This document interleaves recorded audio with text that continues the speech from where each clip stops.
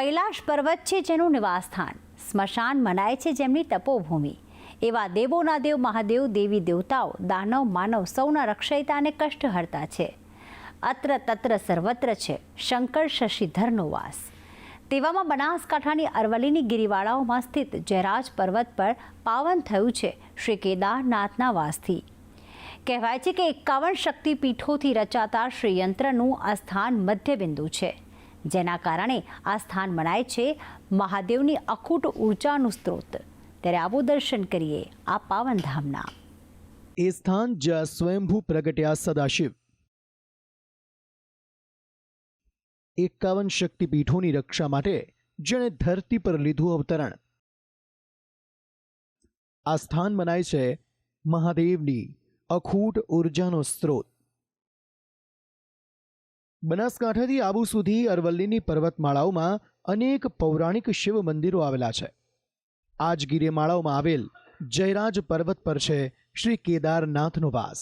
પર્વત પરના દુર્લભ વૃક્ષો વચ્ચે વસેલું છે આ અતિ પાવન શિવ મંદિર, જ્યાં અનેક કાચા પાકા રસ્તાઓ અને પગથિયા પાર કરીને દર્શન થાય છે સંસારના તારણહાર કલ્યાણકારી સદાશિવના.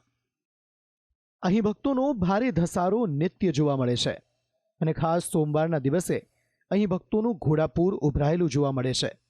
અહીં મનથી માનેલી તમામ મનોકામના કેદારનાથ પૂર્ણ કરતા હોવાની માન્યતા છે અને ખાસ શ્રાવણ મહિનામાં અહીં એકવાર દર્શન કરવા આવવાનો વિશેષ મહિમા રહેલો છે. મંદિરના રસ્તે આગળ જતા જતા અનેક એવા દુર્લભ વૃક્ષો અહીં જોવા મળે છે, જે માત્ર આ જયરાજ પર્વત પર જ ઉગે છે. આ વૃક્ષોમાંથી મળતી વનસ્પતિ અનેક ઔષધિઓમાં પણ ઉપયોગમાં લેવામાં આવતી હોવાનું સ્થાનિક લોકોનું કહેવું છે. સુંદર વનરાજી વચ્ચે આવેલું આ મંદિર એક પર્યટન સ્થળ તરીકે પણ પ્રખ્યાત છે. શ્રાવણ માસમાં તો નીત નવા સંકલ્પો સાથે ભક્તો અહીં નિત્ય આવે છે અને દેવાધિદેવ મહાદેવને સંકલ્પ પ્રમાણે બિલી ચઢાવી અને અભિષેક કરી સદાશિવના આશીર્વાદ પ્રાપ્ત કરે છે. પાંડવો સાથે જોડાયેલો છે આ મંદિરનો ઇતિહાસ. આ મંદિર અને સ્થાનનો ઉલ્લેખ અનેક ધર્મગ્રંથોમાં પણ થયેલો જોવા મળે છે. માનવામાં આવે છે કે અજ્ઞાતવાસ દરમિયાન પાંડવોએ આ સ્થાને કર્યો હતો રાતવાસો અને અહીં જ કરી હતી શ્રી કેદારનાથ મહાદેવની પૂજા. સાથે જ આ મંદિર પાસે ગંગા, જમના અને સરસ્વતી નદીના કુંડ યથાવત છે. કહેવાય છે કે ઋતુ કોઈ પણ હોય, પરંતુ આ પવિત્ર કુંડમાં પાણી અવિરત વહેતું રહે છે.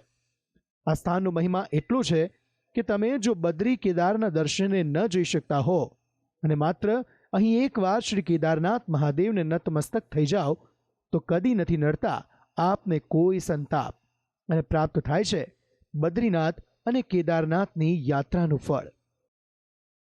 કેદારનાથ મહાદેવની પાંડવો અહીંયા પૂજા કરીને ગયેલા છે. અહીંયા સાક્ષાત ગંગા જમનાના અખંડ કુંડો છે આદિ અનાદિથી, કે વર્ષોની અંદર એના અંદરથી કદી પાણી ખલાસ થતું નથી. હજારો સંખ્યા ભક્તો શ્રાવણ માસની અંદર સવારે અહીંના લોકલ અને બહારના બી બહુ લોકો આવે છે. મંદિર સ્કંદ પુરાણમાંનો ઉલ્લેખ છે પુરાણમાં, અને ભગવાન કાર્તિક સ્વામી મહાદેવજીના મોટા પુત્રએ સ્કંદ પુરાણ આખું લખેલું છે. તમામ તીર્થાટન એમણે કરી અને બધા તીર્થોનો ઉલ્લેખ સ્કંદ પુરાણમાં કર્યો છે. સ્કંદ પુરાણમાં અર્બુદ ખંડ છે, એમાં આખું આ જયરાજ ક્ષેત્ર જ આખું સિદ્ધ ક્ષેત્ર છે. એમાં અતિ પ્રાચીન સ્વયંભૂ મહાદેવ બેઠેલા છે. એનું નામ છે કેદારનાથ છે મહાદેવ.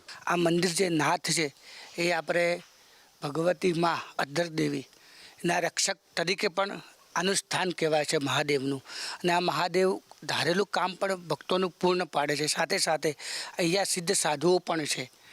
અહીં વાર તહેવારે અનેક ધાર્મિક કાર્યક્રમો પણ યોજાતા રહે છે, જેનો લાભો પણ ભક્તો અચૂક લે છે. અહીં આ મંદિર 51 શક્તિપીઠોથી રચાતા શ્રીયંત્રનું કેન્દ્ર બિંદુ માનવામાં આવે છે, જેના કારણે ભક્તોના મનમાં આ સ્થાનનો અનેરો મહિમા રહેલો છે. કુદરતી સૌંદર્ય અને લીલીછમ હરિયાળીથી ઘેરાયેલું કેદારનાથ મહાદેવનું આ મંદિર અહીં આવતા શ્રદ્ધાળુઓ માટે આસ્થાનું કેન્દ્ર છે. મંદિરમાં શ્રી ગણેશ અને હનુમાન દાદાની પણ નાની ડેરીઓ આવેલી છે, જેના દર્શન કરવાનું પણ ભક્તો નથી ચૂકતા. કહેવાય છે કે શિવસંગ જો તેમના પુત્ર અને તેમના રુદ્ર અવતારના દર્શન કરી લીધા તો ત્રણેય દેવોની